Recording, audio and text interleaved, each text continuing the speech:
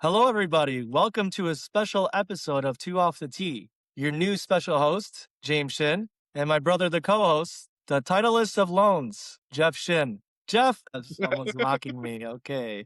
Jeff, I got a couple topics for us to talk about. I have a surprise topic that I didn't tell you anything about, so you're a little unprepared.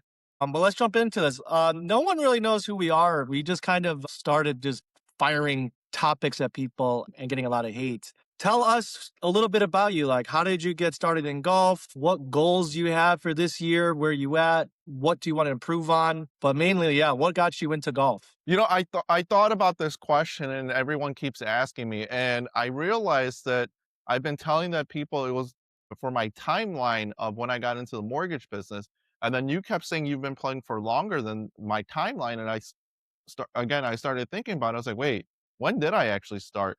And I realized it was when I was in the frozen yogurt business with Red Mango, and it was a way for me to just get away from work and kill time to practice because it was kind of boring towards certain hours between 3 to 5, and, we had the store in Oak Brook, so I would actually take a break and go to Fresh Meadow and just hit some golf balls there, and, it was just, again, a way for me to kill time. That's when I actually really started to play, and then I transitioned out of the yogurt business and getting into the mortgage business where I really started to play rounds outside. People knew I was picking up the sport, and one friend said, "Hey, we can't go out there to play until you learn the golf etiquette." I was like, "What?"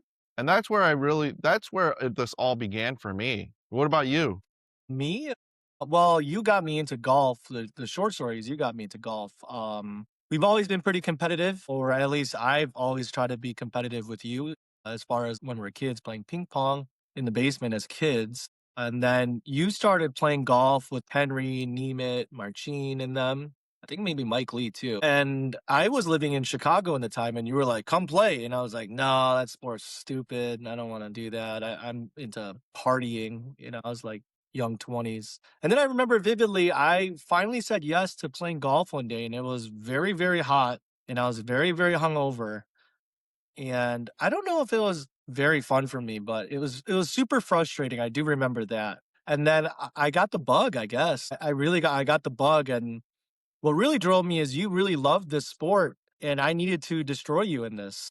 I needed to crush your dreams of being better than me at this. So that was a driving factor for me getting into golf. And yeah, I got the bug. I started practicing a lot. I was going to the range like every day. I remember getting blisters on my hands, shanks. I mean, I was all over the place. But I don't know what it is about the sport. It's so difficult, and Koreans, I think, are perfectionists, and we're trying to perfect a game that you cannot be perfect at. And I think that's what drives many Koreans or even Asians crazy about this game. And probably other people too. I shouldn't just say Asians, but I know for us, that's how I felt as Korean Americans. Yeah, I mean, there is that drive for perfection or doing well, just culturally, every become doctors, pretty much, right? That's it. Become doctors or something of high prestige position. So yeah, I mean, for me, again, it was just to get away. And then when I got into the mortgage business and I started playing, it turns out there's more people in my office that started playing. So it was encouraging for me to practice because I wanted to play with them. And we would actually at works leave a little early on Fridays and play some rounds. We had tea time at 4 p.m. at Highland Woods, and the other guys that I played with were much better than I was, but it was a good way to get out there and play and learn. And this one coworker always said, "Deals are made on the golf course. Deals are made on the golf course." So me, young, naive, getting into the mortgage business and not realizing what I was really getting myself into for work, but I was thinking I has always had this vision where, yeah, deals are made on the golf course, and you would have, I guess, I would say, affluent customers or affluent people playing golf more frequently. And for whatever reason, I always imagined the banker life and the mortgage life, where that's where clients meet, where you talk to find these clients. And it turns out, oh, there's people that buy 100,000, 50,000, two, three, four, $500,000 homes too.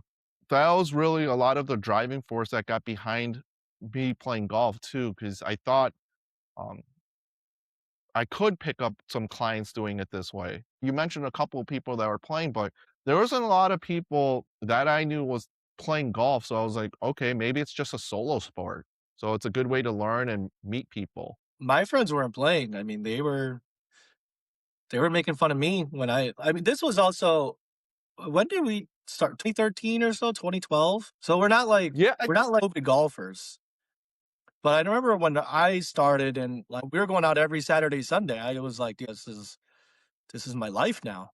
And I remember my friends were like, "Oh, golf is so stupid. Why are you doing it every like weekend and blah blah blah." None of my friends were golfing. Going out every weekend and like getting messed up. I still like getting messed up, as you may know. But I tone that down and I only do it like at parties or whatever now. But doing it every weekend, like I don't know, golf was just it took a higher priority in my life. And yeah, I guess deals are made, but I mean, we just play with the same 5 people or 6 people all the time. I mean, I didn't know a lot of people playing golf, you know? It just wasn't as popular. Back then, it was like starting smoking cigarettes when you're 15 years old. There was buy one, get one free cigarettes. Like, remember like one place they're like, dude, we'll give you lunch if you come play here. And we're like, okay, like a nice, I forgot what place it was, but they gave us like an Italian beef and fries, a pop, yeah, and a tea those. time, you know? Yeah, we played. That was when we first found whitetail ridges. Well, that is a little far, I guess. But I don't know if that was Yeah, the that was incentive far. why. But, at those time, it was so different, and I remember when you started playing golf, you're like, "Whoa, this is much cheaper actually than just going out every single night and buying drinks." It's like, I'm saving more money golfing actually than going out to drink. I remember you saying that, and then all of a sudden, yeah, I think that's when you really caught the bug too. It's a game within a game, right? You're constantly battling mentally, like playing well, and then the physical aspect that it's still a sport and a competition. Yeah, for sure. And I think you were yelling at me the other day that I'm like such a solo what does that guy say in that movie Hangover? I'm a lone wolf or whatever. Now I got more people or like I'm that idiot. I'm a lone wolf. I'm a solo agent. I eat breakfast and lunch pretty much by myself for the last 13 years. I remember when people are like, I gotta go eat alone. I'm like, dude, I do that like every day. It's nothing. I've been doing that. They're like, you don't have coworkers? I was like, yeah, I have coworkers, but it doesn't matter.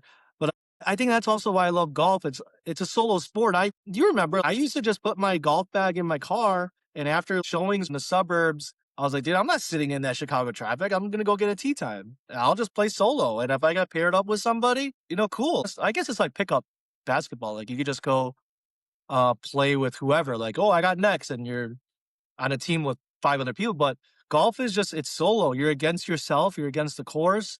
Maybe you're against an opponent that you're playing against, but it's just a solo sport, and you can't blame anyone else for either playing like shit or playing good that day, and that's kind of what I love about this. Yeah, it definitely has that feel, and that's why the Ryder Cup is special, when they have the team aspect. But yeah, golf is such an individual sport. And again, that's for me, that's what I thought that legitimately getting into the mortgage business that I would find customers this way if I play more. And I knew golf was an expensive sport and it's probably more expensive now with inflation or whatever. And again, that's where I felt like I was going to just meet clients that had, I guess, money, right? In order to buy a house or they're investors and things like that. So in my foolish mind, that's what I always imagined would happen being in that world in financing where I would meet these types of customers.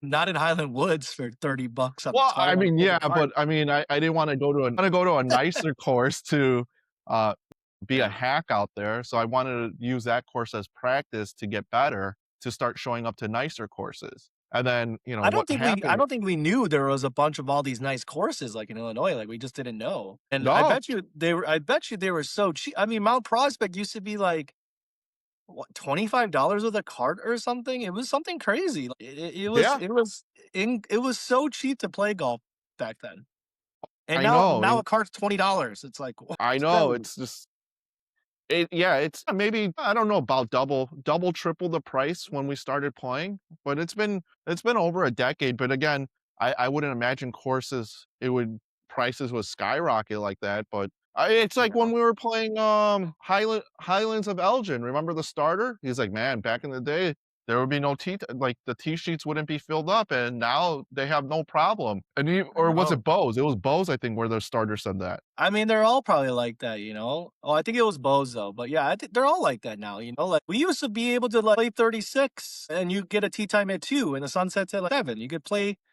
almost 36 holes. It was so easy to just play replay and get back on, and now it's like, "Nope, you're done." But, I wanna move forward, you're now what are you, a 17, but you got down as low as a 14 or something? Yeah. Where do you see what are your goals for 2026?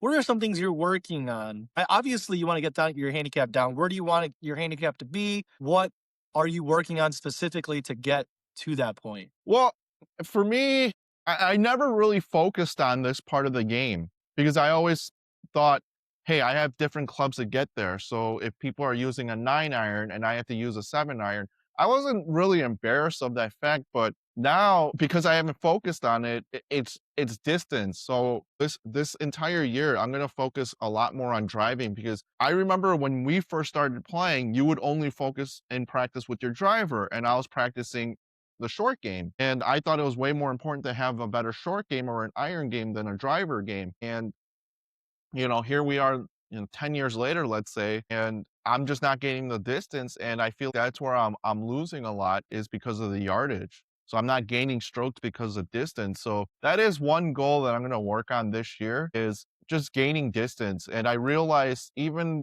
towards the end of last year, a lot of it had to do with my lower body and no flexibility. So and bad hips. Yeah, you're Not not really you're bad not hips using where I your gotta get a legs. hip replacement, but there's no mobility. You gotta do that guy's videos like, "Pase, pase, pase." Yeah. Well, yeah, no, it's for sure. So now that I'm seeing a lot more videos and I practice a little bit at home, and it's just a matter of going out there and practicing it more because it's just one part of the game that I really neglected is driving. And I see so many people practicing driver, and I always thought it's like, everyone's hooking it, everyone's slicing it. What's the point? I'd rather just be in the fairway and have a good look. And uh, to me, that was more course management. Yeah, the goal is to work on driver distance so I can make it to the championship tour, which is a senior tour, work my way there. And, last year I was heading towards a 20 and then I got it down to a 14 and it settled at 17. And this year I want to get closer to a 10. That's the goal. Get to a 10 A and lot. maintain it. So I wanna crack 15 first, stay at 15, maintain it, and work my way down to 10, and then at least next year, get down to, single digit. Wow. Wow. Very ambitious. I Very mean, ambitious goals. I think it's doable. It's just every time I played in practice, I didn't have a goal in mind of getting there. But last year when I had the goal in mind of getting to 14, that was my sole focus of getting to 14. And I did get there. So I know that if I have a goal in mind or how to get there, it can get done. I agree. I mean, What I about you? I think you can get there. You gotta definitely activate that lower body for sure, because 'cause you're not using the ground or your lower body at all in the No, swing, and a I'm lot of not. people will tell you that just watching the videos. Like, a lot of people will tell you that right off the bat. Yes. Have you seen this board where you stand on and you swing Um, and it's yeah. like a surfboard? Oh, I seen those too, yeah. Yeah, I've So seen I saw everything. that.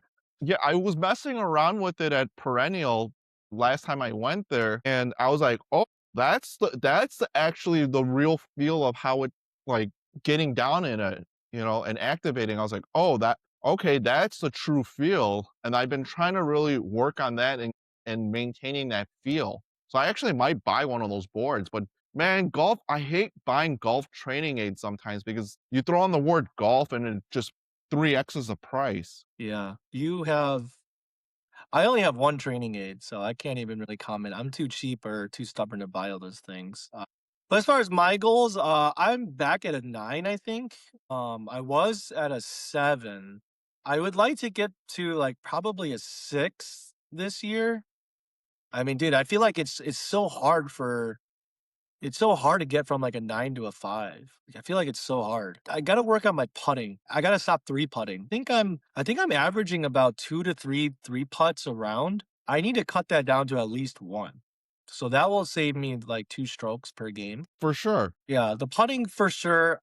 I'm always gonna work on my driver. I mean, I've been working on that thing ever since I got into golf. One, it's like the most fun club to hit. And two, I think you asked me this when we first started. Like, why are you always working on driver? Well, one, it was really, really bad when I started. I had a two hole, a two hole like slice. I would Yeah, I I would call swing that it. the boomerang. I would swing it out to hole 9, and then it would go all the way to like hole 3. Like it was really bad. It was like 100-yard slice. I got to dial down now a little bit. I think I've narrowed that dispersion to the hole I'm playing, but just being a little bit more accurate with that and hitting it a little further, I think would help. Not getting it in trouble, not getting in the trees, not taking a drop. So that's, I mean, mid and wedges, irons is always what I'm working on. Wedges a lot because I'm always in that distance. I'm always using them. But I gotta start working on the putter. I mean, I got a putting mat and I got that after I four putt and then I had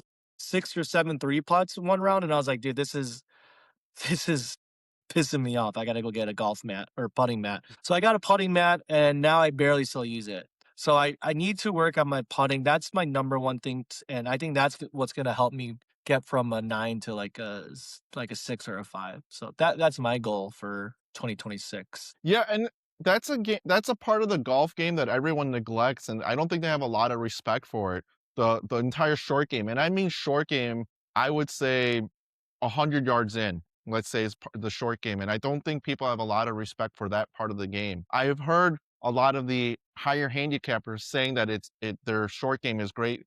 And I think maybe they think that because they're on the green, but really if it was and it was that great, you wouldn't be in the hundreds, right? That's the biggest culprit is that That could be short a game lot of because That could be a lot of things adding to that, though. I mean, they're not even but getting on the green. They're not even getting on the green in 2 or 3. They're getting on the green on 4 and 5. right, and then they're three putting, so it's always just adding an Yeah. extra stroke, and if you really think about it, how many times and this happens to me, and I don't know how often this happens to you, but what's the most frustrating thing about golf is when you're within 30 yards, 20 yards of the pin, and all of a sudden you chip it and it goes long, and now you're in that snake territory of three putting, or you skull it, it just runs off, and you're three putting, and all of a sudden you could easily be possibly three on and walk out with worst case it should be a bogey, but then it's like I got a quad.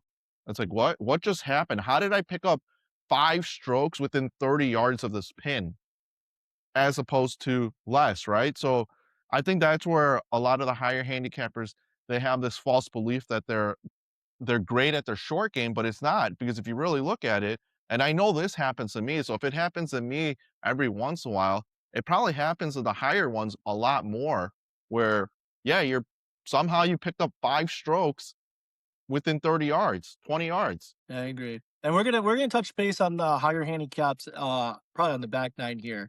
I wanted to ask you, was there ever a point in your golf career where you literally wanted to call it quits? Have you almost thrown in the towel and said, "This sport is too hard and it's just not for me"? No, I don't think so. I just because that's part of the reason why I have been running this golf league that we're gonna change to call it a golf club. But that was one of the things. It was just maintaining a group of people always to play.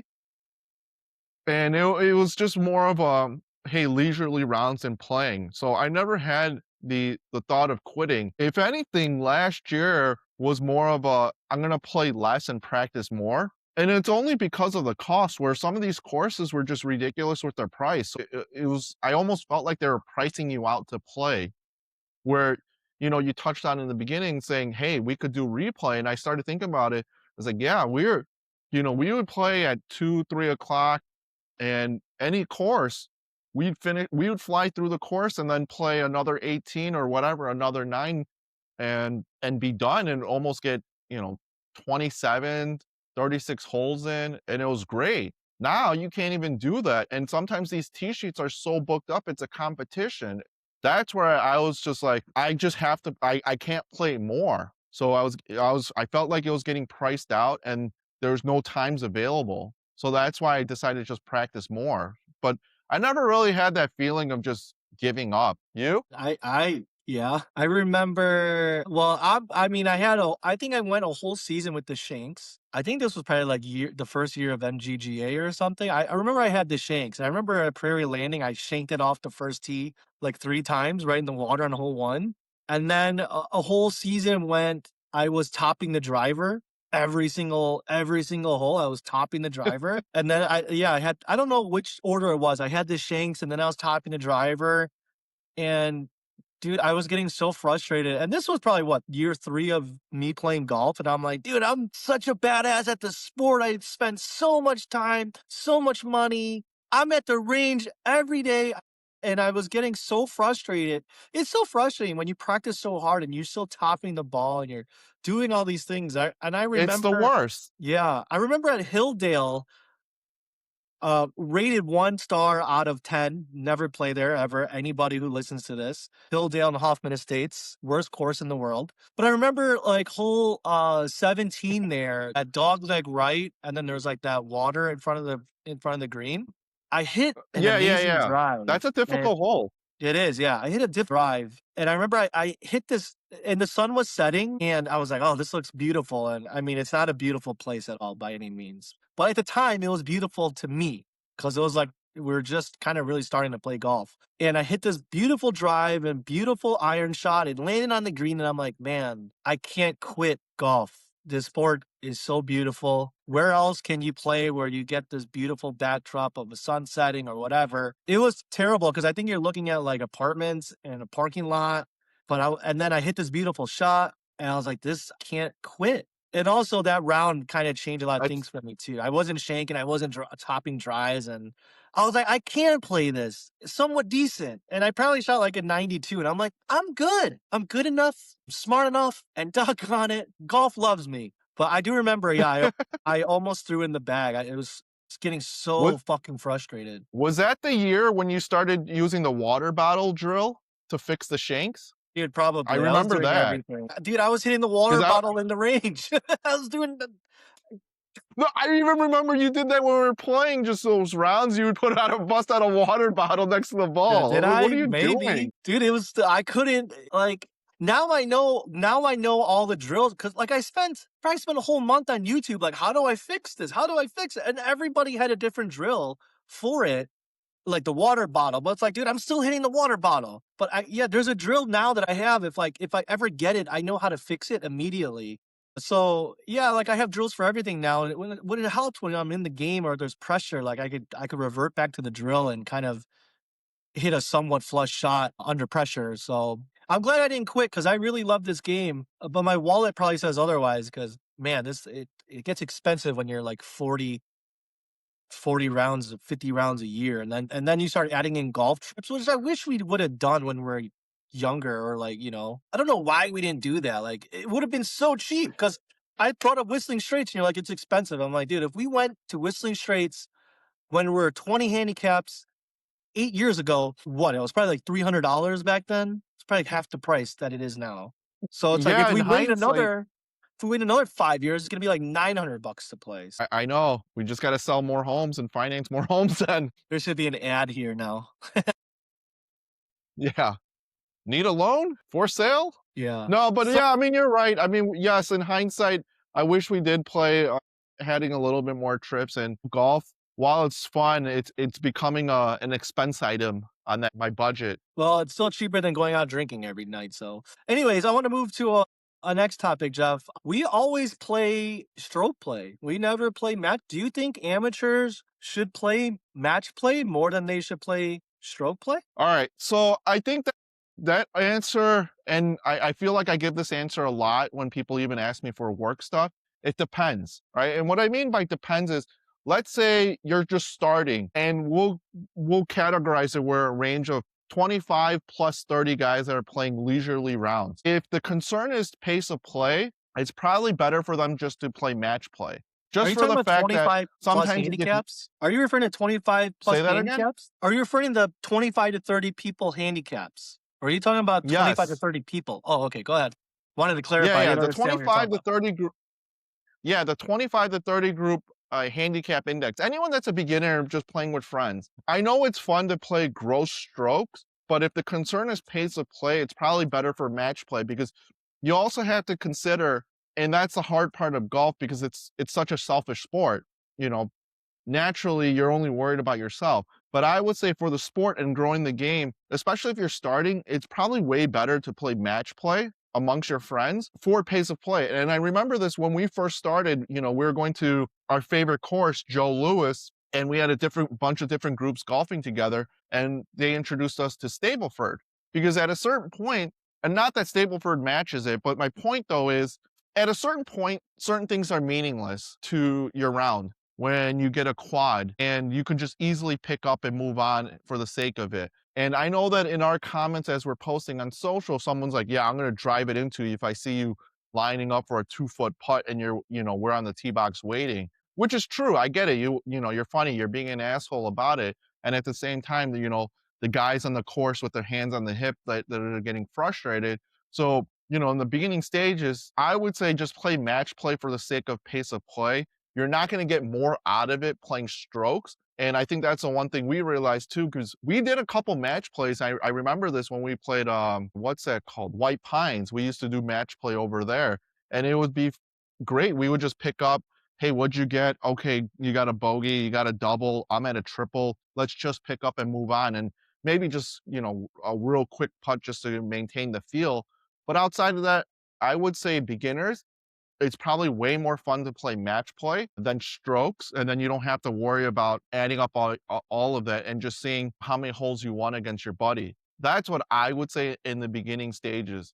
And I would almost say that even if you're playing a leisurely round, let's just say we started playing one-on-one, right? 1v1. I would say we should just do match play for the sake of pace of play, right? Like at a certain point, if you're just out of it, okay. And let's say you're on in two, I got a penalty, I got another penalty, I'm hitting for six. I'm not saying to pick up from the fairway and let's move on to the next hole, but you essentially won. So, maybe I'll just drop it 30 yards, 30, 40 yards from the pin and just get a wedge shot in. Because at that point, it's pretty meaningless, but we can move on. But I would still like to sort of play because I did pay. So that's my thought with stroke play versus match play. If you had to pick between the two, if you're a beginner.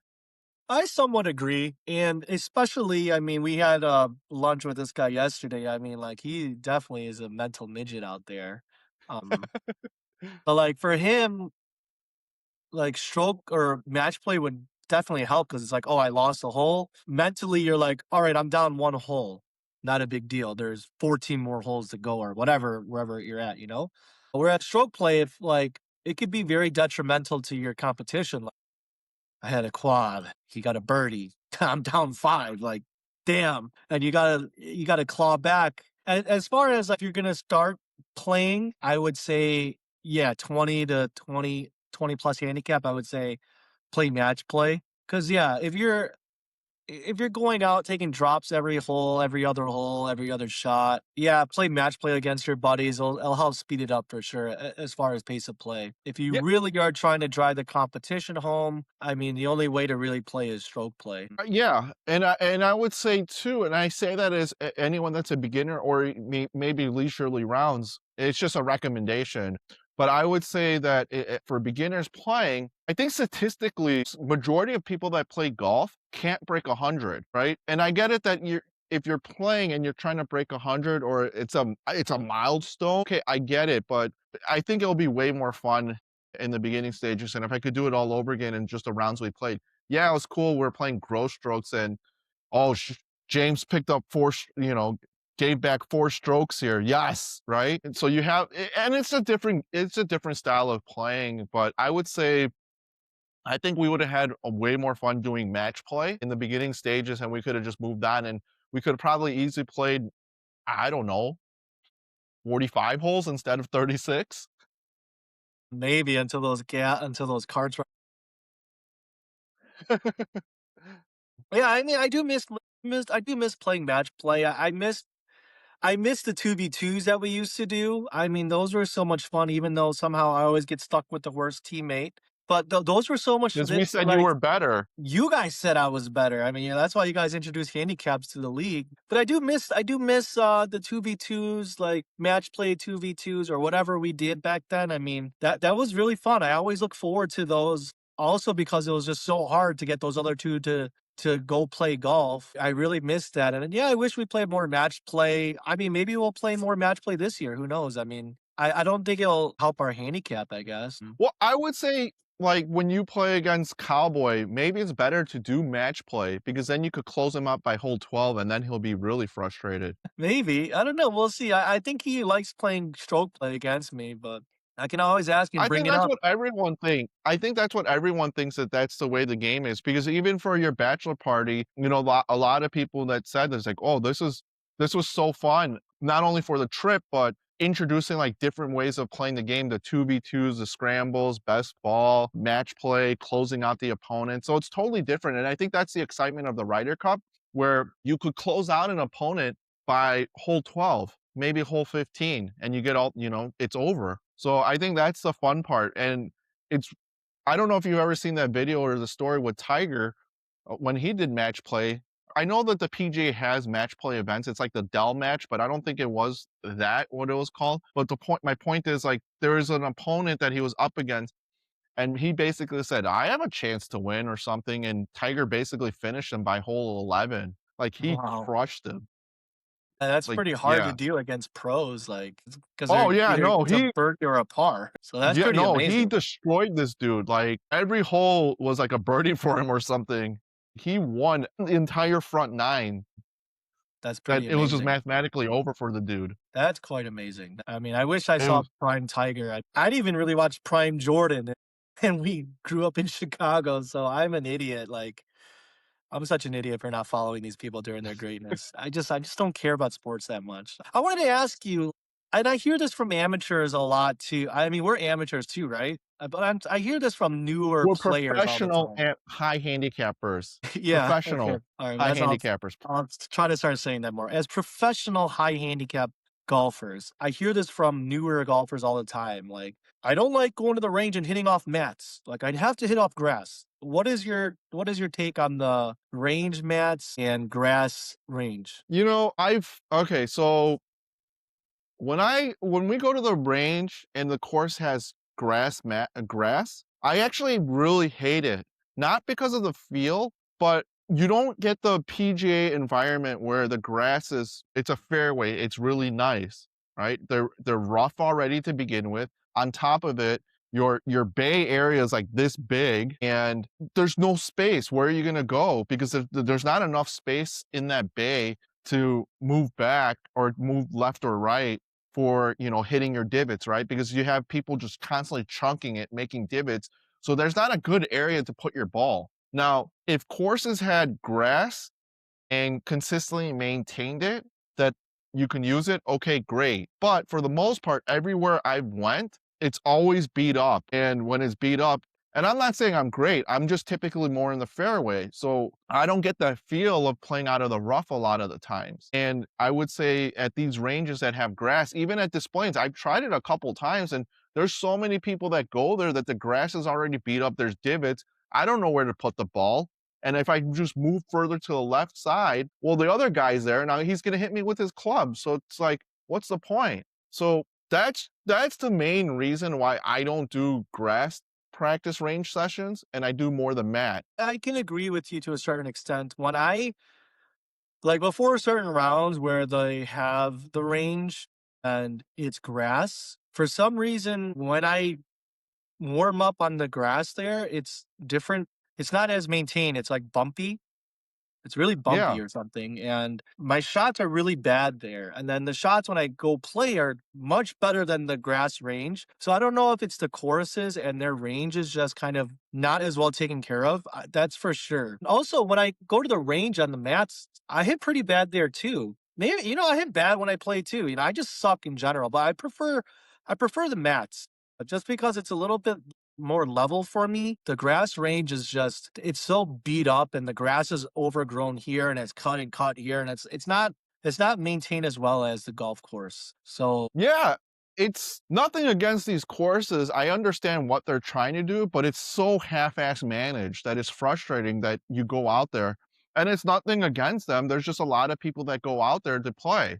And because you have a lot of people that go out there to play and they're just making divots, and it's not like pros where they go backwards. You have other people that go left, right, wherever they're just looking for the best spot to put it. And you have all these divots all over the place. So it's like cool you have it, but again, it just feels half-assed. Now, maybe it's totally different at country clubs because you're paying way more of a premium for the membership and initiation to be there, but I've seen it like McCrae. Every time I go, it's exciting, and I know when we have our major there, everyone gets there early, practices, and doing that, and I don't do any more range sessions there simply for the fact that it sucks, the grass mat. Not the mat, sorry, the grass. It just sucks, and it's so beat up, divots are everywhere, I can't stand there. I don't wanna go further back because I don't wanna hit the guy to the right of me in case I do shank it, right? So it's like, I'm more worried about all these different things than actually just focusing on beating some ass out there, you know? true. I do mainly focus on the short game when I get to McCrae. I don't really try to hit any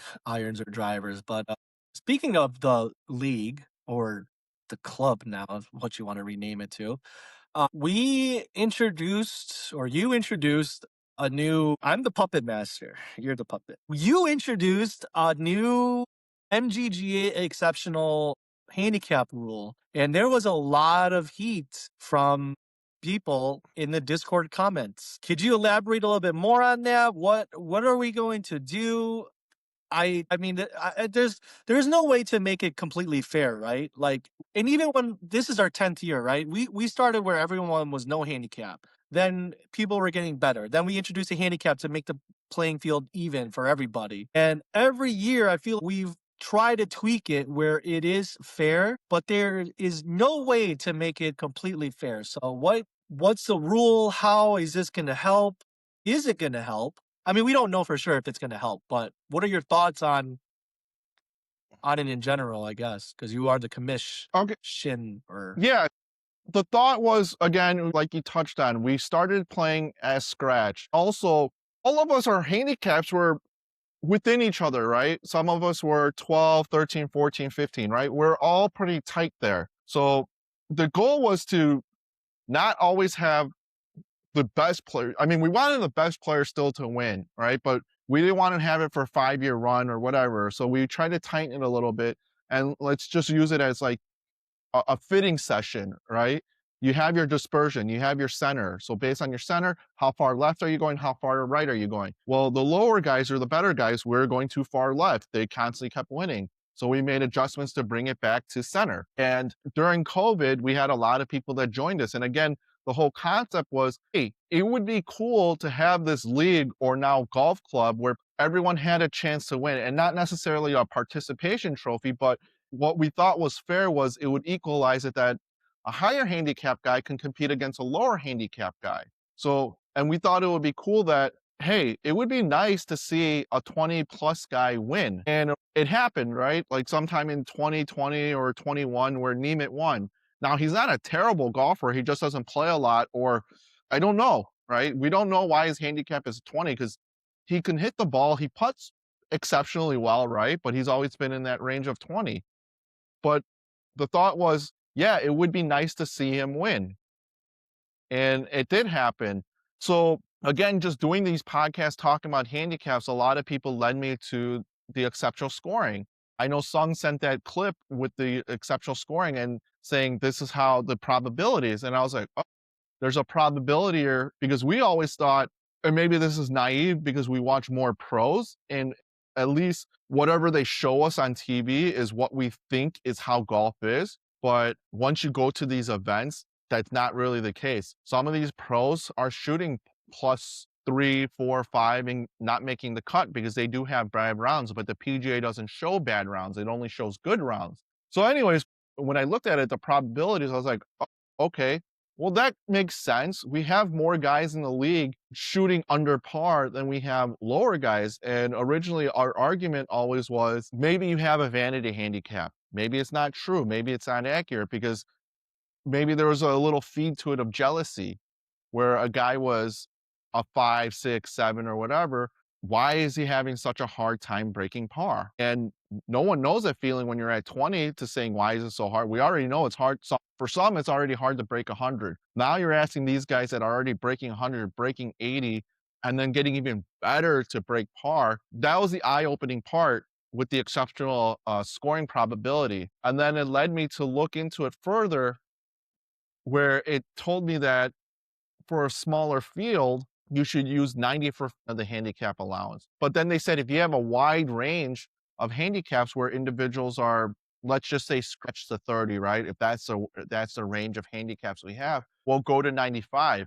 But then I think you said some stuff where I was thinking, okay, it's not only the wide range of handicaps. What if, what if people are playing and not recording?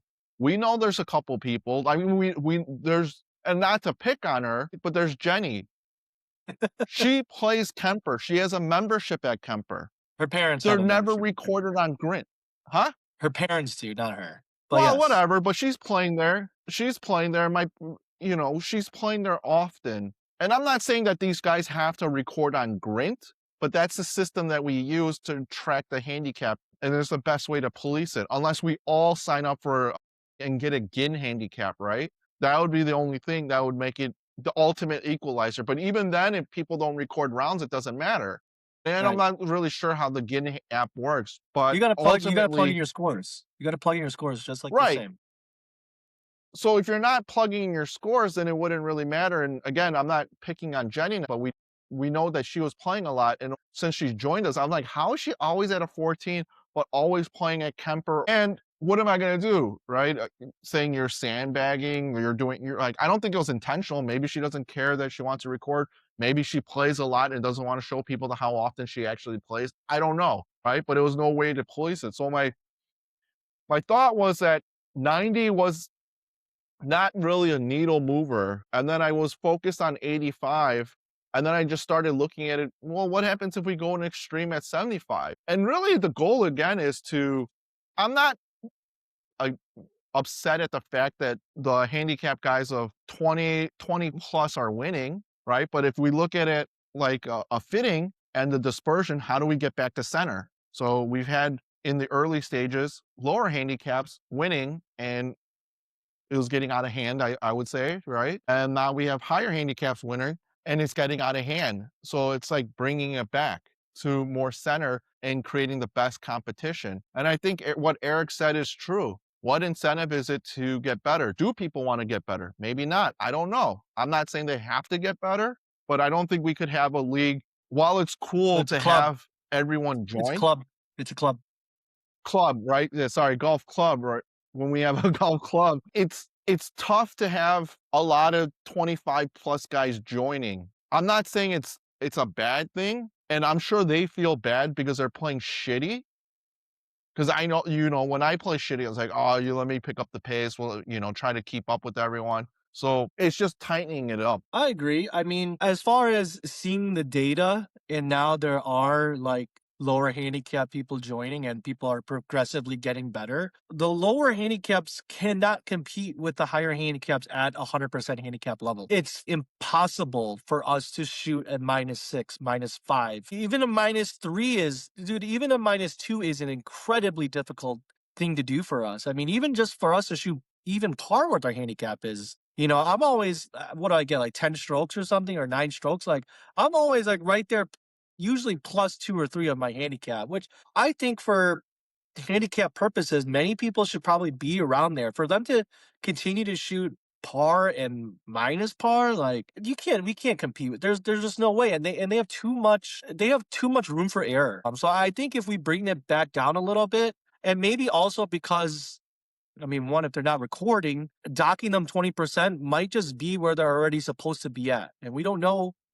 And we don't know if that's true or not. But I think it's going to be interesting to see to dial it back. Now, I think maybe some people might not join us. And I think, that's going to happen regardless. Like, I mean, people have joined us and quit because they said, this is too serious, or I don't want to play golf like that, or whatever the reasons were that people left and didn't rejoin. That's okay. There's gonna be, in this world, you can't please everybody, and we're trying to make it fair we try to make it fair for everybody as much as possible, and we encourage everybody to make it fair for everybody too. Like if I'm in, just like you said, you can't tell people to post it on grids. Like I record all my scores just because, well, one, I don't like putting it on the scorecard. I don't like tracking it that way. And two, like I like looking at the map of where I'm playing, and it's just easier to just plug my score in and then move on to the next hole. So that's kind of why I do it. And I also want to see the history and like my progression of golf.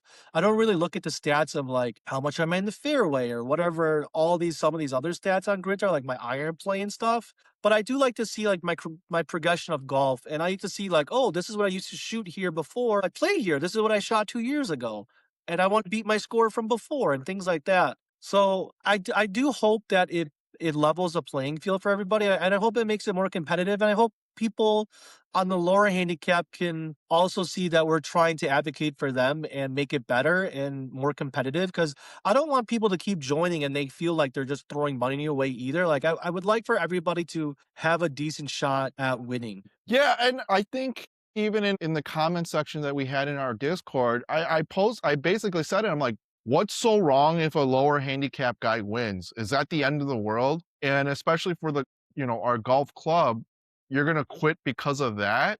Okay, then, like if that's the reason that you're done, like I could give two shits, right? The goal is to always just build the community, let's have fun, and let's make it competitive.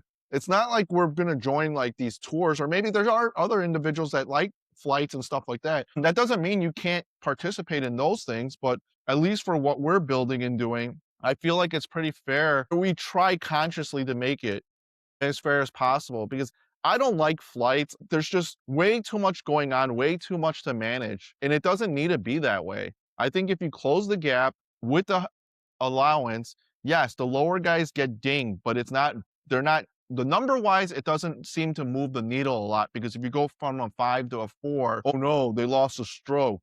But it's like, yeah, they lost a stroke. But again, if you think about it, and let's just zoom out here for a second, you said it best. The game is like about perfection. And if it's about perfection, how perfect do you have to be or minimize the mistakes to shoot par 70 or 72? It's really incredibly difficult. And then on top of that, to breaking par and shooting -1, -2, that seems like even more of a rare feat. Because even the pros sometimes on a given day go -3, -4 for their round. So if a pro goes -1, -2 for that day of the round, how do you expect a 5 to do what they're doing? So I think that perception of a lower handicap is in the world of a professional. I think we need to change that perspective. And I think for the higher handicaps, yeah, if you're playing to a 26 and you get dinged 20, 25% and it drops you down to 20, it's not the end of the world because you're still going to get strokes back because of the course rating. So it's unfair that, a 5 might move up to a 6 or might not move up at a 136 slope rating, but the 26 now is playing to a 31. Like, Yeah. now you're getting 120% improvement. Yeah, I can agree to that. I don't know. Well, I hopefully it does even the playing field, and I hope it does. I mean, I think Eric had a lot of good points too last podcast where, and I agree to this too. Like, there's no incentive for other people to get better because, like I said this, but I keep saying this, I keep beating a dead horse, but it's like, yeah, if I train to get better and someone else doesn't, I just give them more strokes, and then it's okay. Like that one guy in the comments said, he's like, oh, some people just want to play to have fun, and like have a drink and just hit like a couple good shots. And that's cool. Like there's something for everybody. But I don't associate myself with people like that who just leisurely linger around me and like don't try to get better. I'm not trying to golf with you. I'm not going out there to get drunk like and play golf. Like I'm it's just I'm trying to get better at this sport. And the only way for me to get better is to play with better people and to compete. So, yeah, I think there's some people in the league who just kind of want to leisurely play. And I mean, yeah, the last 3 or 4 years, the highest handicaps have won. And I said this in the Discord, and I don't know if anyone read it, but like, in what world does someone who is the worst out of a group of people succeed the most? Like, in nowhere else in the world can on the lowest person on totem pole become the winner of something like that. And I mean, to me, that's a problem. I like that he won, and I also don't like that he won, like, because it's like, dude, the worst handicap person in league or in the club won the championship. And that's mind-boggling to me to just be like, "Hey, come join our club that we like. It's a handicap club, and just so you know, the worst person won last year." And I'm like, that me coming out of my me saying Yeah, out of my and mouth now kind of sounds kind of dumb. right, and I think when you say it, when you put it in perspective like that, and it's not a shot, and it's just more the optics of it when you're recruiting. When you're talking to someone and saying, a 30 guy won, and I think that's what Eric said, a 30 guy won. It's like, what the fuck? Why am I going to join this league? That seems ridiculous. And now I think incorporating a lower handicap allowance and, the individual we talked to yesterday, well, now he seems a little bit more receptive towards it because like, okay, well, I think he understands the math of it that, hey, I'm a three and it's hard for me to break par. So if we ding this guy and close the gap, now it doesn't seem like it's such a huge feat to beat this dude, right? You have a better chance because now everyone's getting taxed proportionally to where it should be. And maybe you are lower, maybe you don't play better. I think the whole thing with handicaps is tough because I look at it like the scores. Yes, it takes the best 8 out of 20 for your average of your potential. And because it takes a potential, you have to look at it as a conveyor belt. Now, on Nemeth, their handicap is frozen almost in a sense because he's just not recording enough rounds. So it's not pushing through and he might be stuck there. So he really might be a 16, 17. And I don't see what's the downside to saying that you're a better handicap than what you're currently at.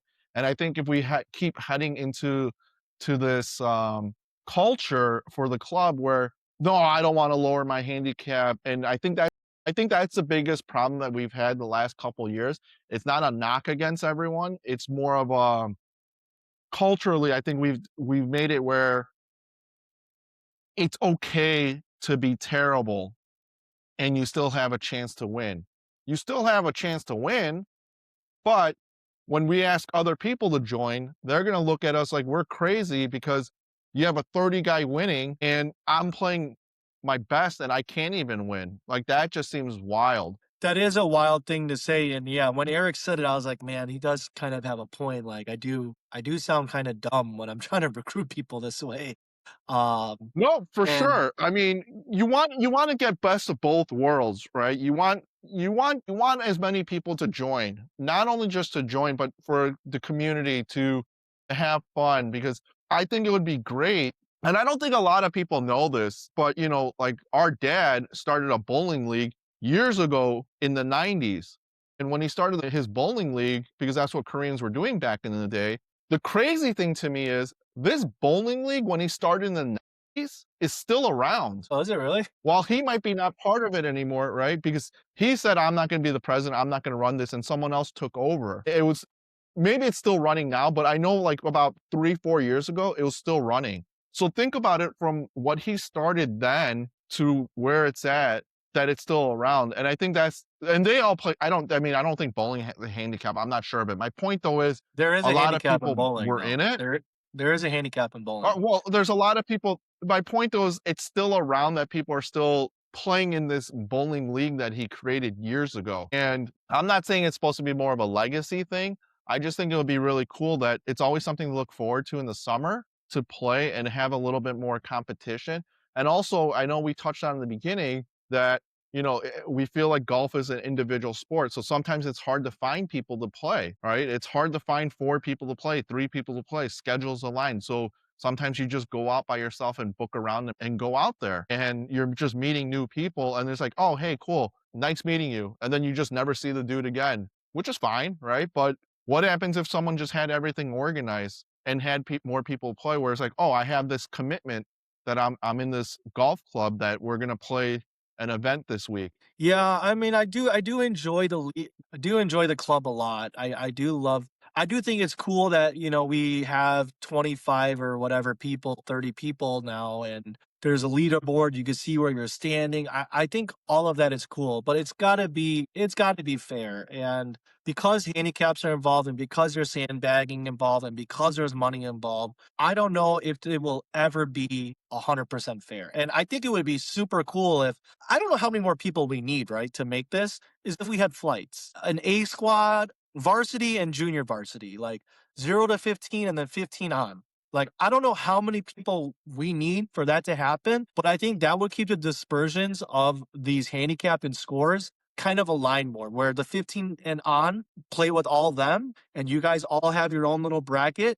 And then maybe during the playoffs, the final four is two from the A team and two from the B team, and they play for the championship or something. Maybe that has to happen because it I don't know how many people are gonna keep complaining about this exceptional rule and if everybody drops out because they think it's unfair.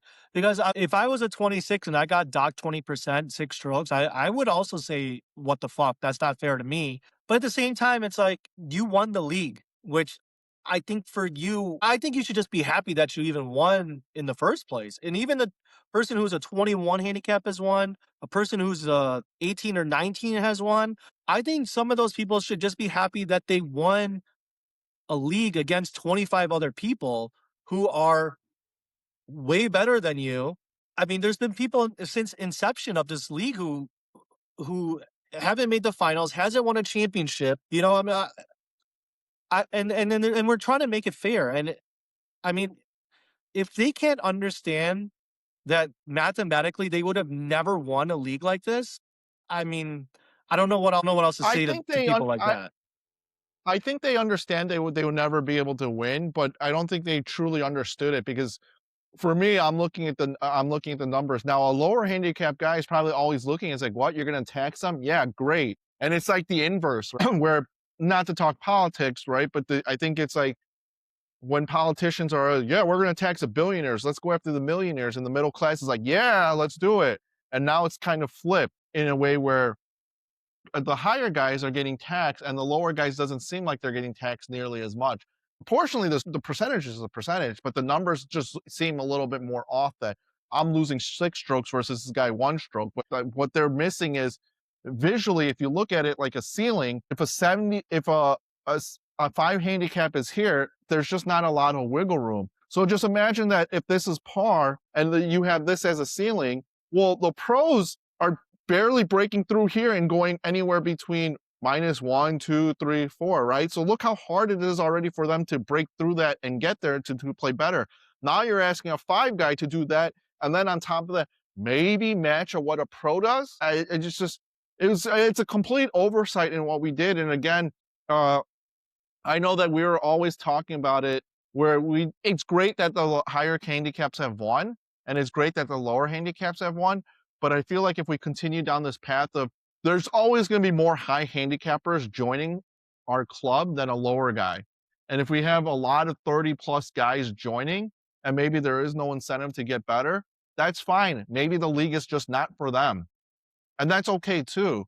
But if it's a club where people enjoy golf, want to get better, and want to compete year over year, I sound like Suge Knight, then come join Death Row. Yeah, I mean, and I feel like I think this exceptional rule thing is gonna make people hopefully try to get better, like, and be more consistent golfers because, like, I don't even know how to get this thought out because I feel like this is like a crutch for people to just be like, "I don't wanna get better," and Well, to be more no, I think consistent they at do. golf. I think they do want to get better, but maybe it's the more psychological part because you are correct. The higher guys, they have a different perspective, the lower guys have a different perspective, and there's me in the middle of the pack where I think psychologically, yes, you could look at the leaderboard and go, "Okay, I'm -3. Let's not screw up, tighten it up because I could win this thing today," right? And you have your margin of error is a little bit bigger, whereas a lower guy, your margin of error is really small. And that's all we're doing is, yeah, we're taking that margin of error and compressing it here so everything gets back to center. I agree, with today's technology, nowadays. Like we didn't have this back then, but there are simulators where people can go practice. I don't know what people are doing when it's 10 degrees in Chicago. I assume you're just sitting at home. If you really wanted to get better at golf, you could go practice. And there is a guy right now who is at the range outside practicing in 10-degree weather. So there is no excuses for people saying, I don't have time. It's too cold. It's too this. It's too that. Like I have this damn tool at home and this is literally on my couch every day. And every day I'm working on my swing. I'm doing shit at home. I'm working at home. I'm not going out hitting balls. I mean, because I'm a it's too cold. I don't want to go outside. But there is somebody in the league who is outside in 10 degrees at the range practicing. And there's another guy, he's got kids. He's going to perennial at 9 p.m. Like if you wanted to get better at something, you would make the time. I mean, I'm practicing my swing in the shower. I'm doing in the shower. I'm practicing my swing. I'm trying to shallow the club in the shower. I'm pumping gas. I'm still working on my swing at the gas pump. I'm doing something. And if people aren't trying to get better and be more consistent at this game, then I don't know. I mean, then we're just not for you. And if you can't get better on your own and you don't want to make the time, that's fine. Yeah, again, But I think that's it's the Suge Knight statement, right? And I think we're talking about this a little too much, but I think I'm we the have to host. change the culture. I'm the host. Huh? We will Oh, finish sorry. when I say Well, we're what I'm done. saying is with the golf club that we have here, we can go in two paths. Either we focus on getting better, or either it's just kind of cool to be bad, but I've always been Exactly. more of the school of thought, iron sharpens iron. So it's great that Tom's going out there posting that he's at the range in 10 degrees weather while he's nuts. And it's awesome that Mike is going to, 9 p.m., 10 p.m. trying to get better. And it shows. And if other people, things take a commitment and it's very easy to be lazy. And sometimes if you really think about it, just putting the effort in and doing it 10 minutes a day, 5 minutes a day. It's not a lot, and you'll see improvements by doing this way. And I've seen it in videos where I don't know if you've ever seen this video where there's this dad. He's a baseball coach, I think, and he plays baseball with his kid, and he's like maybe 3, just tossing him the ball, and the kid's hitting it. And he has videos of this kid when he was 1, 2, 3, and I don't know how many times they practice, but all he's doing is just tossing the ball. And this 3-year-old, I mean, it seems pretty impressive on video that he's crushing that baseball. And it's just like 5 minutes a day. Now imagine that kid at 1, 2, 3, 5 minutes a day with his dad practice hitting the ball. I mean, who knows what happens when this kid is 10? He might be really Yeah. good. And I'm saying for us as golfers, we're not gonna. I know we're not gonna make the tour. We're not at tour level, but I think for our golf club, I feel like the direction of getting better and having better people will overall improve and help even for the higher handicappers to see, oh, this is what good golf looks like. This is what this is guys doing. Let me learn by osmosis. I think that's a great point too. Yeah, for sure. I totally agree. And it's like you wouldn't take advice on how to get rich from someone who's not making any money. I don't know why like higher handicaps are not listening to lower handicaps. Like I have been where you have been. Trust me, I have been there. I'm telling you how to get to where I am at. But people don't want to listen. So it's like you gotta It's take a advice from people who are doing what you're who are in the space that you're in and doing better than you if you want to grow. So Yeah, it's a time commitment, and sometimes people don't wanna do it, but have you seen the video with Mike Tyson where he said, "Discipline is doing things that you don't want to do," and I'm not, like, in the best shape, but I go to the gym, I at least get my steps in every day, I try to, and there's days where I'm like, "I don't want to," but it's really an hour of your day, and it doesn't even for golf, it doesn't have to be an hour for your day, but it's just making a commitment that says, "Hey, for 5 minutes, 10 minutes, I'm just gonna work on this part here at home." I don't think it's that hard. But again, it's just a level of commitment. And sometimes I feel like, again, iron sharpens iron. And I think by us having now a lower handicap group joining, we'll start having better players that will force other people to say, hey, I want to compete against these guys, or I think I could beat them. And yeah. why can't I get better? Because I actually got a message from Tom, and I was like, "Hey, man, I think a 3 handicap might be joining us. Like, have fun, put in the work, and he'll probably put in the work to get better. But again, there's different types of people. A, you're going to have the type of people that always want to get better or compete and just have that competitive juice. And B, the guys that just look through the window and go, oh, yeah, they're great, right? Like, okay, don't practice, don't get better, whatever. Yeah, and you know what I think? I mean, you keep saying it's gonna be more work on us, but it might be true, but I think, like, a varsity and junior varsity flight would be nice because then maybe the junior varsity people will be like, "Dude, I don't wanna be in the group that sucks," and they I somehow don't get think better, so. or my idea yesterday while we're eating lunch was like, we do, like, a live style, 4 captains, 4 teams, and somehow they compete. I mean, I think that would be cool too. I don't know. I mean, we've done this the same way for, 9 years now. I don't It would be cool if somehow we switched it up a little bit. The playoff thing, when we introduced that or you introduced that, that was a different. At first I wasn't on board, but I was like, "Oh, this is kind of cool." Like it's a little bit of elimination. This adds a different feel of pressure. Now if there's 2 flights, I think that would be very cool where people need to work to get better. Or the live thing. I love how live is kind of disrupting the PGA with their like NBA, NHL style team format where there's a captain, there's a crew. I don't know how live does it. Total point of the team or something, but I don't know. Maybe we could get a guess of another committee member or another member and get their thoughts on it. But No, I think that would be cool. I think you brought up something, and I'm just spitballing here. We can do it like Ryder Cup and President's Club. We could have within the golf club, we could have it lower guys versus higher guys. Maybe we could do it that way every 2 years. Well, then we got to figure out this handicap exceptional dispersion thing then, because we don't know yet. So I don't know. Maybe we can get another member, and this could be a thing we could talk about Well, because I mean, I if think it we're would be gonna do interesting the to discuss for I sure. think if we're gonna do, and I'm again, that's just more of a spitball idea.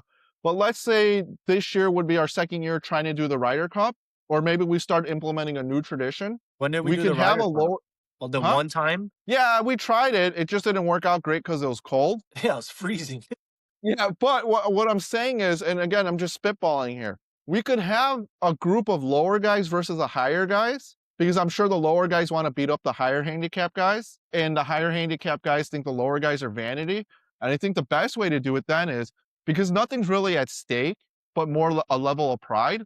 We probably can do a 50% handicap allowance. What would that do? Well, the 20 guy now plays to a 10, the 10 plays to a 5. Yeah, I don't know if that would. I don't know. I don't know how it's gonna Well, play you out. I can't do mean, straight up, right? You can't do straight up, so well, that's kind of I never said that the low guy should play against the high guys. You said that. I know that, but I'm saying, if the battle is highs versus lows, the vanity versus the egos or sandbaggers, you could split them up in 2 teams every 2 years and have a Ryder Cup. High handicaps are here, low handicaps are here, and you compete for a Ryder Cup style where then now you have this golf club, and it's the same thing with the PGA, right? I mean, the Ryder Cup, you have Team USA versus Europe. You could have low handicaps versus high handicaps, and every 2 years we'll do it, and we could play it at 50% of handicap allowance. Just for one event. Yeah, right? Just bragging rights. And if Yeah, the maybe lower it handicaps, might be fun. It would be interesting to see for sure. But I want to move on to the next topic because I mean we've been beating on this horse for now 2 episodes now. But I would like to get somebody else and get their opinion on maybe things we could change. And I don't know. I want to get people's opinion on my thoughts of maybe changing the league around to seeing what their thoughts are. Maybe we'll get a lower handicap guy and a higher handicap guy, and we'll get both opinions. well, Anyways, the lower guys are always going to want a different flight because they want to compete against a smaller group of people. I think we want to compete with more light skilled players. Same thing is what Anyways, I meant. well, I'm also a closet gamer. So when I play a game and this game drives me insane because sometimes they'll rank me with someone who is like really, really bad at the game. And I'm like, dude, why am I playing with someone like this on my team? Drives me insane. Anyways, I want to move to our last topic. We'll go back to our club another day with another member. Hopefully, we'll see. We'll asked to talk about some professional stuff, and I found some interesting things that's been happening in the world. We touched base on this a little bit before, but Brooks Koepka, he's back in the PGA. I don't know if he had any sort of spanking, but it sounds like Patrick Reed has left Live and he's back with the PGA now. I think Patrick Reed has a little bit of a spanking though. Well, Am I correct me it's if I'm wrong? a spank. What do you mean by spanking? He got like reprimanded a little bit, like he can't play until like the fall or some shit like that. I don't know. Yeah, well, originally Patrick Reed's penalty or whatever it is he's supposed to get is it's supposed to happen. That's what was supposed to happen. That based on when he resigned and when he can join back would be a 1 year suspension. With the timeline would have been August of 2026, and that was originally what Brooks's timeline would have been too if he didn't play because he was away from the PGA for that long, that he would be able to join back the PGA in August. So that was already originally what was proposed and what they had in mind of doing with these guys joining Live. But what the PGA did was basically said, well, Brooks is a 5-time major champion. Let's just slide him in, make him one of the boys. And Patrick Reed, he's not really a slouch. Maybe he doesn't have as many major wins as He's a Brooks. Masters champ. Right, and he has a lifetime membership with the DP Tour. So while Patrick Reed is not a slouch, maybe he became a villain in before he left because of these cheating accusations on the course, and it seemed like he was just being a dick on the Ryder Cup. I don't know. There was just that was a story that was developing with the PGA, where I know maybe 4 or 6 years ago with the Ryder Cup, or whenever it was in New York, I think that was when Patrick Reed played, or they went to our Boston game. He wasn't invited, but you had a lot of the PGA guys in one section, and then you had Patrick Reed down here. So I don't know if he was just not liked on tour, and that's why they're just enforcing the original rule. And where Brooks is maybe more likable or more corporate dollars are being thrown at the PGA, saying, "No, we want Brooks back because he's more popular than Patrick Reed." So There's a Patrick little bit Reed is of originally privilege getting there. I mean, yeah, you win a couple majors, it has its advantages. I mean, that's sort of life in a sense, right? The more successful you are, the more money you have. Sometimes you just get away with a little bit more. I think you hit the nail on the head with that one because I wanted to throw you a little curveball because the Bryant bro, I don't know which one, but he's suspended for just playing with Liv on YouTube. He'd even leave and he's suspended. Did they lift his suspension or what's going? Do you know? Did you hear anything about that? Yeah, Because that's kind of actually, messed up too. He just played with them for an event or on YouTube, and these other guys literally left the family and they basically said, "Come back." And to the Bryant so bro, so yeah, okay, what do you well, think about that? so for the Wesley situation, it's interesting because Brooks and Patrick Reed and anyone else, they all resigned from the PGA to join Live, right? So that's the main difference maker. And a side note, I just saw before we recorded this that the DP Tour is looking to get rid of all the fines for Live. And it seems like they're making a pathway for more people on Live to join the DP Tour to backdoor it back into the PGA. Anyways, but back to Wesley here.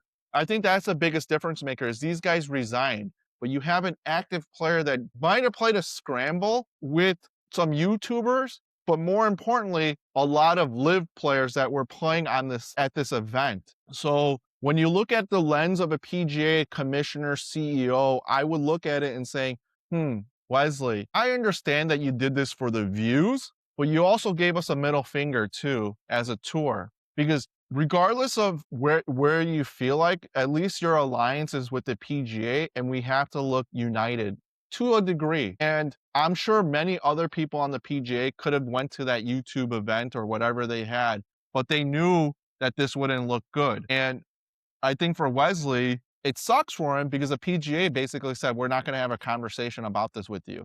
And it's not like he's a needle mover, right? He's not. Maybe in the YouTube space that of YouTube golf, he might be popular because as golfers, we're looking for golf, right? And he just happens to be a draw on YouTube that he happens to have a lot of people watching it. But on tour, I'm not getting tickets because I want to see Wesley Bryant win, right? Like that's just a reality. And I don't know if maybe if he won more events, okay, that would change, but he hasn't won a lot of events on tour. And it really sucks that he got suspended. But I also feel like they made a business decision to play with YouTube golfers, with majority of them on Live at a Live sanctioned event where they're going to have the tournament. So he knew what he was doing. And if he didn't know, well, here's your consequences to it. And yes, does it suck that Brooks is back and it doesn't seem fair? But Wesley's not on the same level as a Brooks. He's not on the same level as a Patrick Reed. And if you really think about it, Patrick Reed's suspension is what originally was supposed to be his suspension.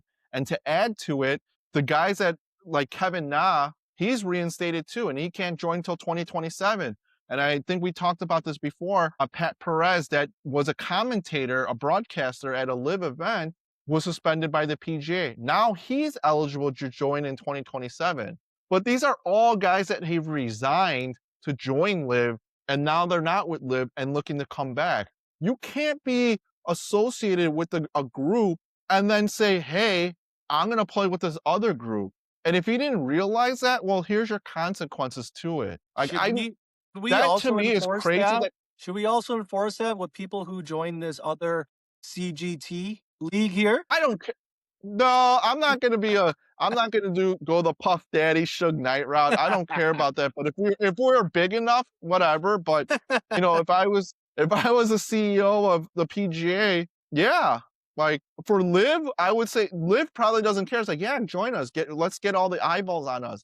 But for a Wesley, he's not a top tier performer on the PGA Tour. Maybe I don't know how many events he won, maybe 1 or 2, right? I So think one. that he won 1. So that in itself is pretty impressive amongst all the entire field.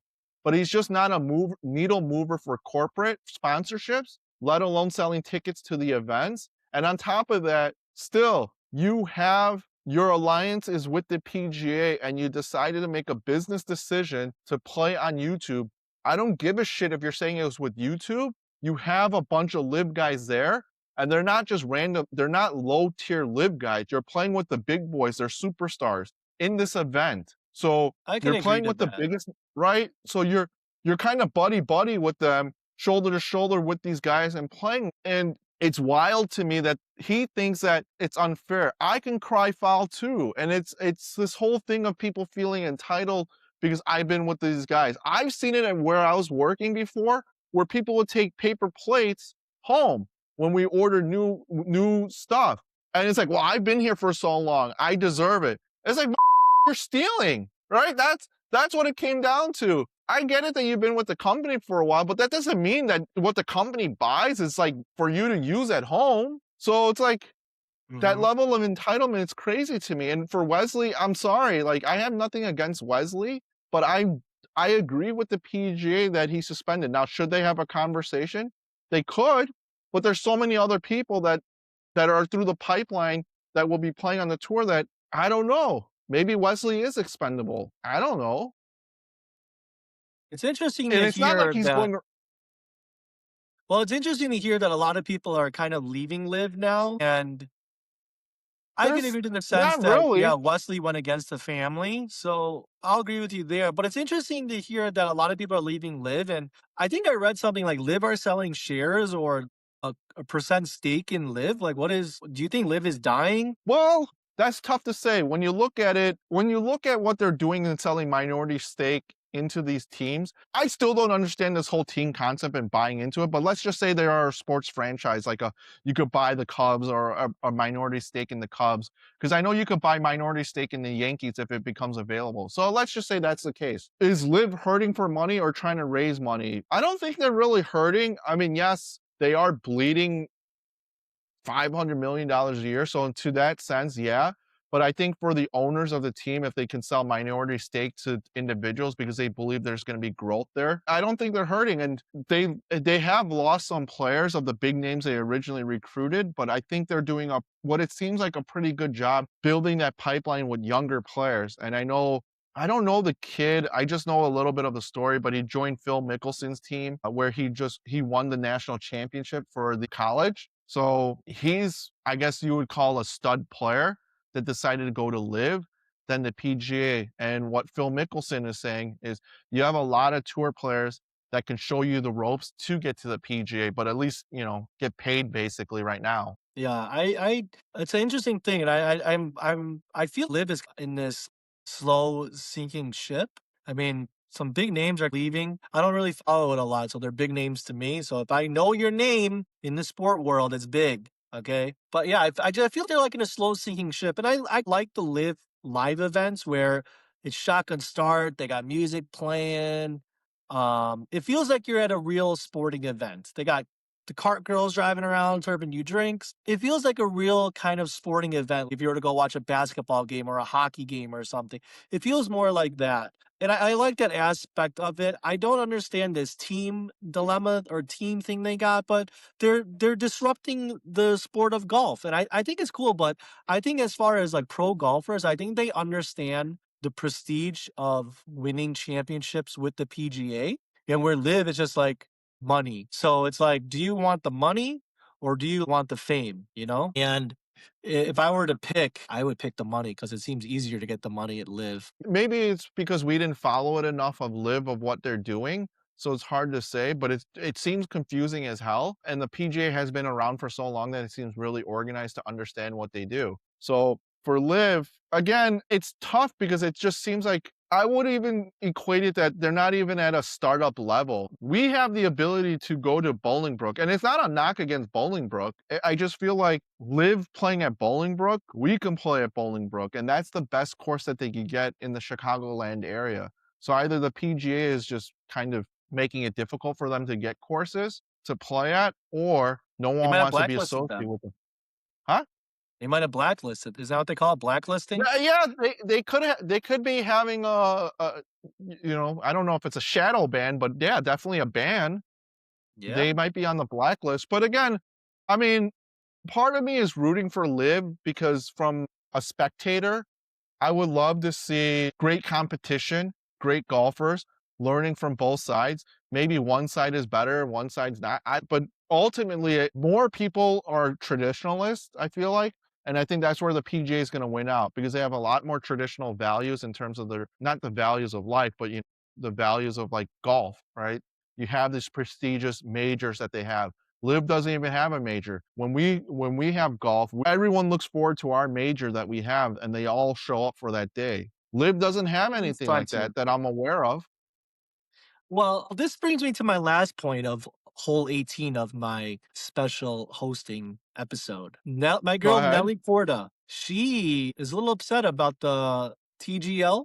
Is that what it's called? The other Yeah. point of that is, does anybody watch that? I don't know if anyone watches Live. Does anybody watch the TGL? And should women Okay, compete with men, at least on the simulator? man. Okay, that's a tough one. So I know TGL is in their second year of doing this. Last year, when I was going with Mike to Perennial, it was in the background where TGL was playing because it was at nighttime. So, I was watching it. I didn't really understand the entire format. I know they were just hitting on a screen, approach shot, and then going on the green. And now the cool thing with the green is they would place the ball roughly where it should be at, and then the greens would adjust to how the undulations were to the screen or whatever, right? To the hole, It's how it was pretty cool. designed. So it was kind of a cool concept. And they're playing 15 holes instead of 18 holes. So it was a little different.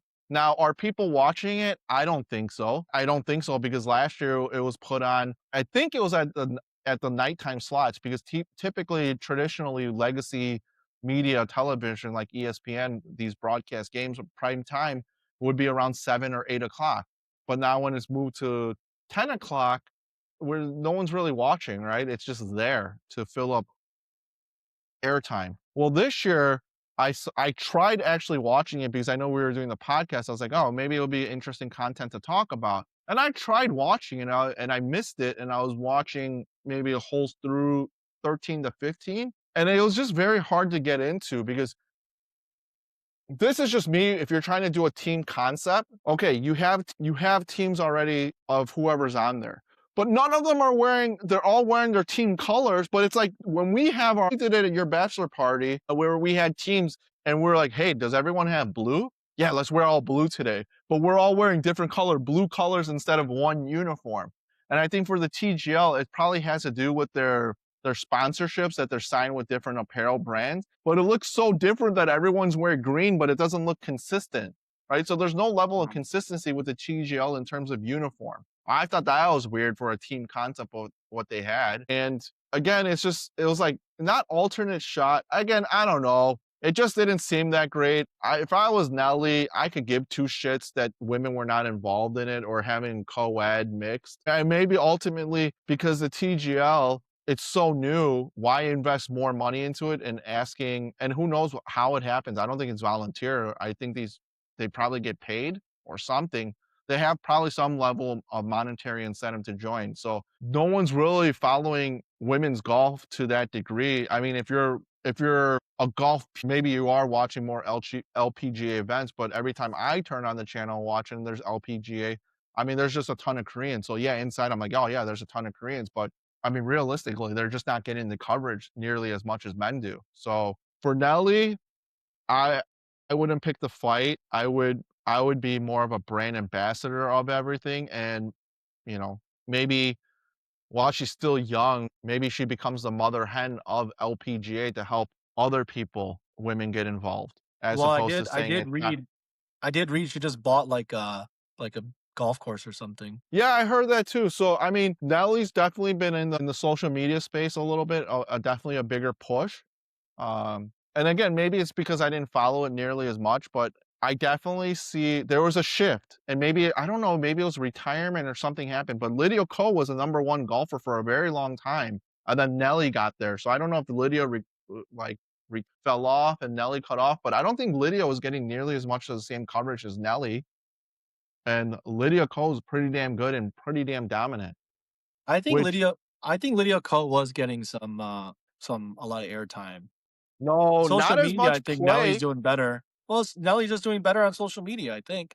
And maybe it's the media too, because Nelly's I white, don't think so so. I think TaylorMade's pushing the shit out of Nelly. And it's not nothing against Nelly. was I'm Lydia from Ko what I'm part of seeing. TaylorMade? No, I don't even know what brand she's with. That's what I'm saying. So like either Nelly's people are doing a great job pushing her and, on social, or TaylorMade is pushing it as well. But I don't remember Lydia having that much, and she was a very dominant player. And funny enough, I think there's an LPGA event currently going on at this time of recording that Nelly's minus 16 and Lydia's minus 12. So That's I mean, interesting. obvious reasons I'm rooting for Lydia Ko. I actually might even after this recording, I might even go on Kalshi and throw some money on her to win. Are you Just not banned there donation. I yet? feel Are you not banned on huh? Kalshi yet or No, no, limited? it's not. No, no. I don't think you can get banned on there because it's just peer to peer. So I'm being more used as a liquidity pool, if anything, than getting banned. Yeah. It's You know what? interesting you Maybe brought up the team thing about the TGL because I think it would be cool if, like, the women had a team against the men, like, what is it, 4 people to a team? I don't even know, I've never seen it. But if it's, like, 4 people, like, it'd be cool if there was, like, 2 women team or something, or, like, even 1 woman team, like Nelly, Lydia, the girl who smokes, and, like, another chick. That would be kinda cool to see the like, women compete against men just to see, and the fact that women's sports aren't, like, popular or they're not making a ton of money, I mean, I'm sorry to say this, and I don't know if this is sexist, but that goes on women. Like, men are heavily involved in sports. I'm not, but a lot of men are. And a lot of men, spend money on going to the events and they bring women as dates. And I'm sure some of those women could care less what happens, but there are women athletes and those women need to support women's sports. And that's how they should get Yeah, paid. I mean it's whatever Nelly said. It's the same thing that it touches on the WNBA, that the WNBA players want to be paid like NBA players, but proportionally, the amount of money the men's league brings in, the NBA brings in, and the WNBA, like from a pure business standpoint, the WNBA for the last 20 years has not generated profit. Like It's like live. it's a money pit. Yeah. Yeah, like Live. So eventually they're gonna have to pull the plug on it. And for the TGL, it's such a new concept that even if you add women to it, I don't think it's gonna move the needle to ratings. Like I really don't. It's not. And what's crazy is if this thing is supposed to be so great, and I know if it's supposed to be so great with the TGL, they are doing a piss poor job promoting it all over social. I don't see enough coverage of it because I don't think people give a shit. That could be very true. I do agree. It's not promoted. I don't know where to watch it. I don't even watch TV. So for me, I don't know where to find these things. If it's not on social media or if it's not on Netflix, I don't know where to find it. So That's what I'm saying.